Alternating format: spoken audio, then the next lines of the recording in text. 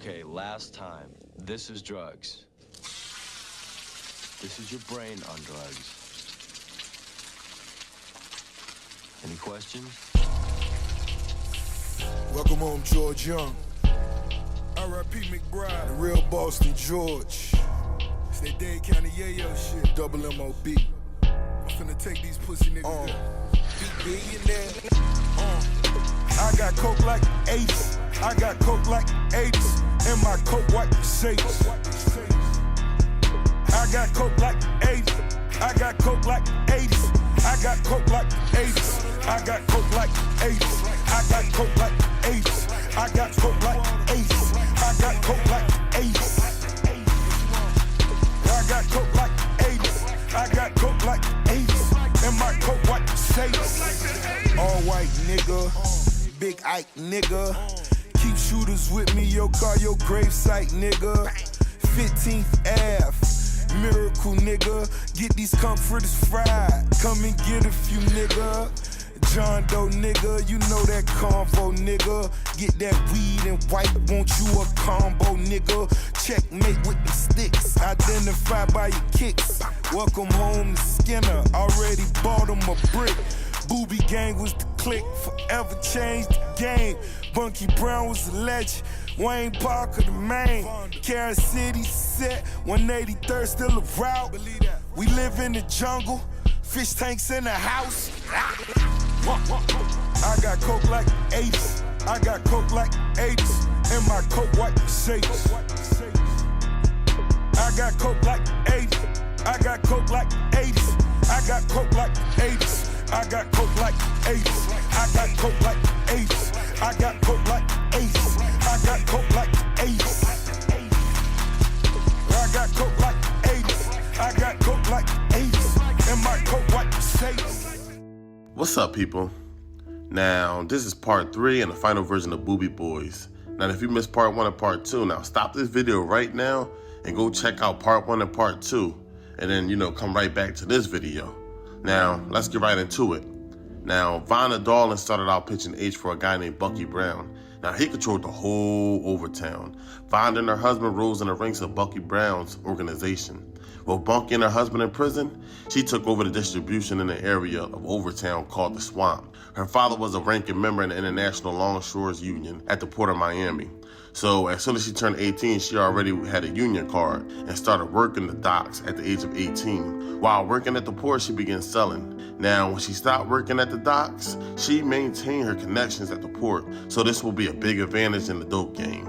In her years on the come up, of course, a lot of men thought it was sweet because she was a woman, but she was tough, fearless. She had some violent arrests, using baseball bats on her victims, gunplay, and even using her car on victims. Now, she had vicious enforcers around her, and she didn't hesitate to put them on you. Now, she took good care of them, and they took great care of her. She had to make an example out of a player named Michael Hollis out in Overtown for moving in on some turf. She sent out one of her enforcers named Ryra to take care of that. One morning, Ryra sat on the roof on the side of Michael's apartment and waited until Michael stepped out on the balcony.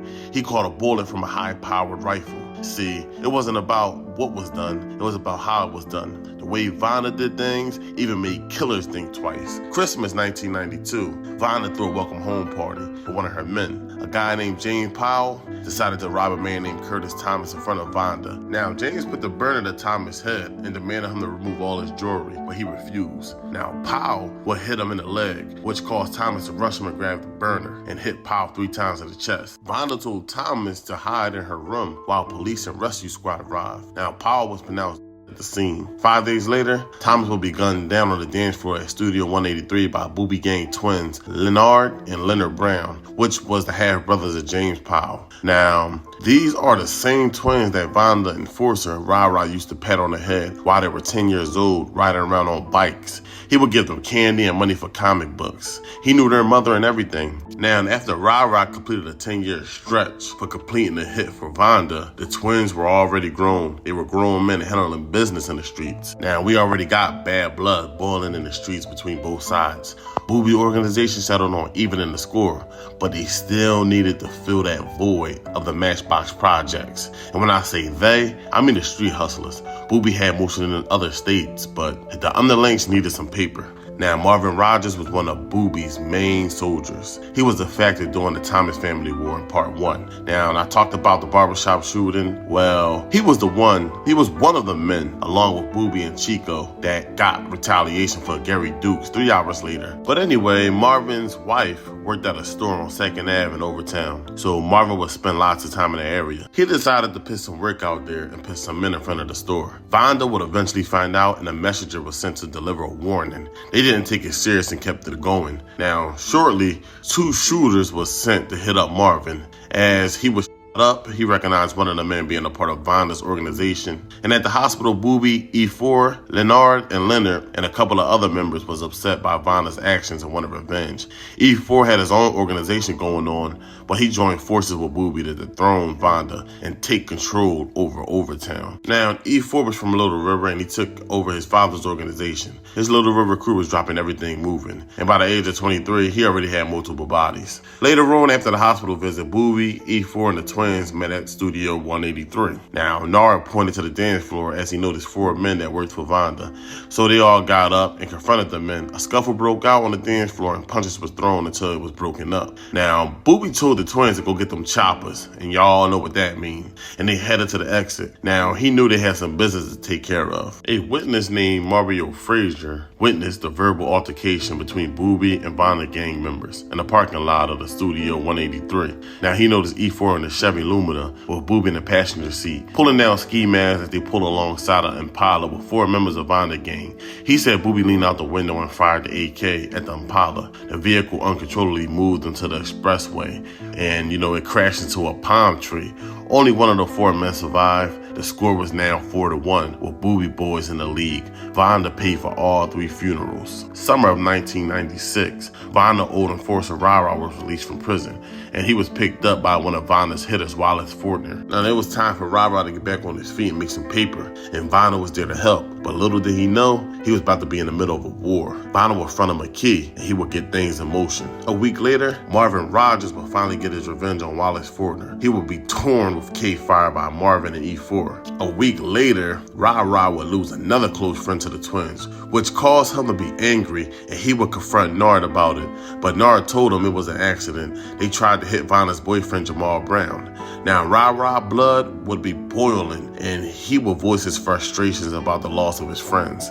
His mistake was speaking too freely and not watching what he says around certain guys. Now, of course, eventually, word would get back to Boobie. And, with Vonda pitting him back on his feet and supplying him with 4 keys a week, he felt obligated to join forces. Plus, he wanted revenge for his friends. Boobie and them knew Ryra's reputation, and, they knew he was a part of Vonda's circle, so they decided to strike first. December 11, 1996, Ryra and his man Famous was handling business doing pickups and drop-offs. When they noticed E4 and Rogers crouching with AKs approaching the Lincoln, they began to fire, and Ryra was able to speed off. And, both windows was blown out, and both men was cut by glass and metal. The police collected over 100 shell casings at the scene. With the failed attempt on Ryra's life, everybody knew that was a big mistake if you knew how strategic he moved. December 25th, 1996, yes, on Christmas, Ryra and Famous followed E4 and his wife and his daughter. Dang, I thought they used to give people a pass back in the day. But Ryra had a Ford Taurus, and he activated a police light in the middle of the dash and pulled over E4. Both men exited the vehicle, spraying the whole white Suburban with AK fire. Both men rushed back to the vehicle thinking the job was finished, but it really wasn't. E4 and his 18-month daughter was rushed to the hospital in critical condition.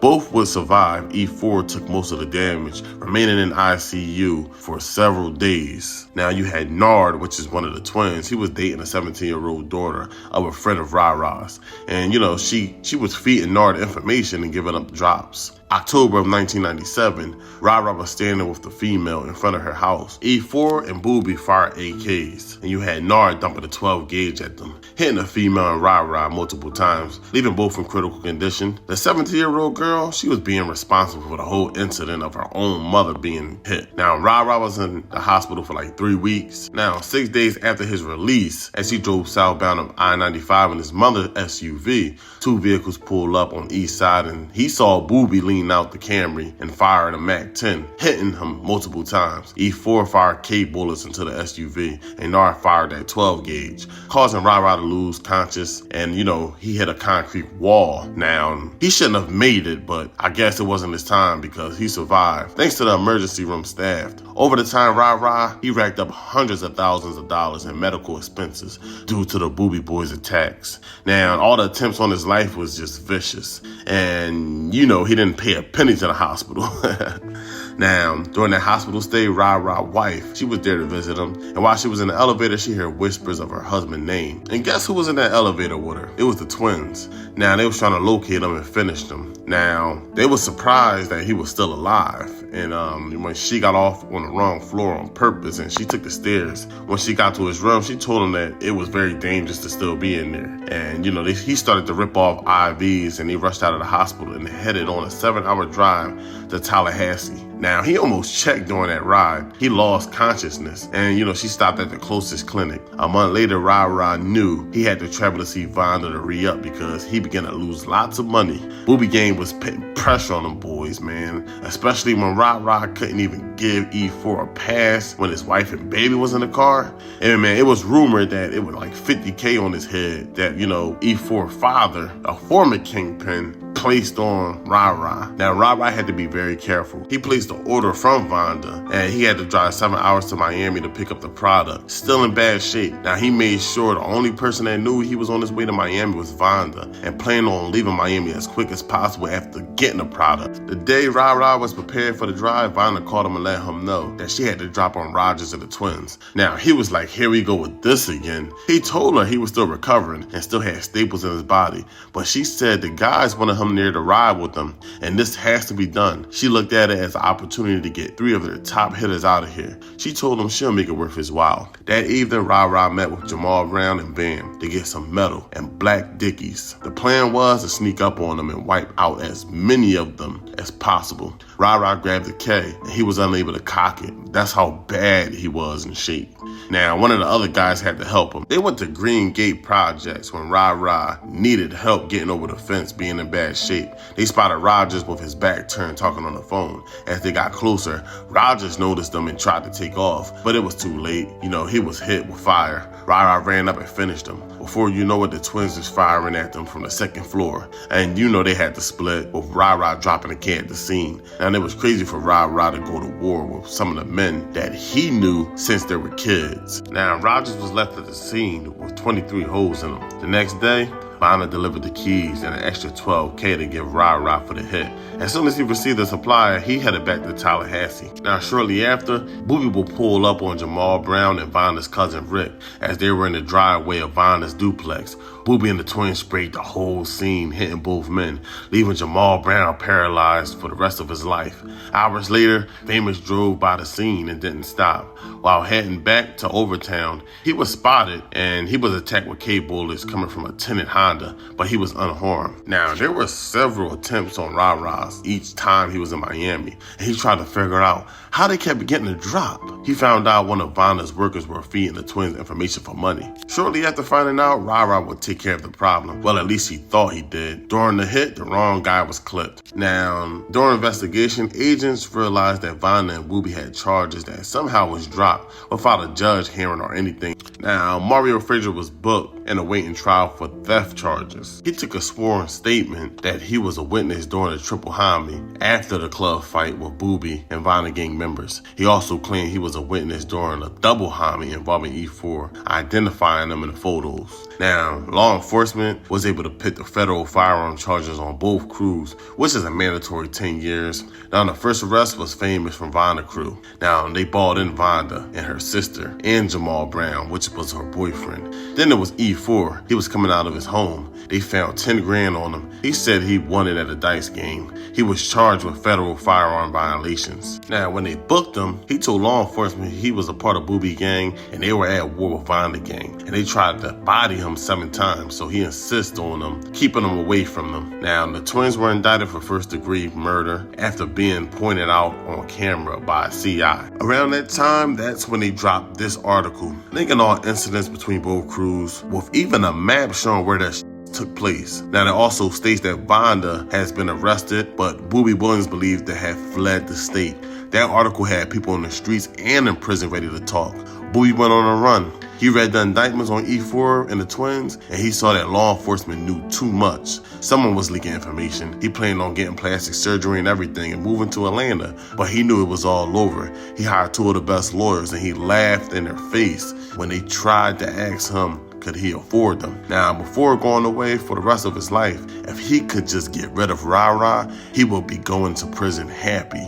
Before you know it, Ryra was placed in custody in Georgia. See, jail probably saved half of these men's lives. Ryra had his ear to the streets, and he knew this was bad, so he just contacted his lawyer and told him that he wanted to make a deal and was willing to give up information on Boobie Boys, as well as his wrongdoings. Now, they couldn't find Boobie, so they contacted America's Most Wanted to do a segment on him. With the twins and Bo in custody, they proceeded with trial, and they was found not guilty due to witnesses switching up stories. But law enforcement didn't want the twins back on the streets, so they charged them for the attempt on Ryra. May 17th, 1999, they finally caught Kendall Boobie Williams in Atlanta with 2 keys and 2 Glocks on him. November of 1999, correctional officers mistakenly placed Nard in the same cell as Ryra. As soon as the officer walked away, Ryra attacked Nard. As he tried to get away, Nard yelled until he was rescued. See, you can be what you want on the streets with all the gunplay and all that stuff, but when you're locked away in a cage with them animals, is a different story.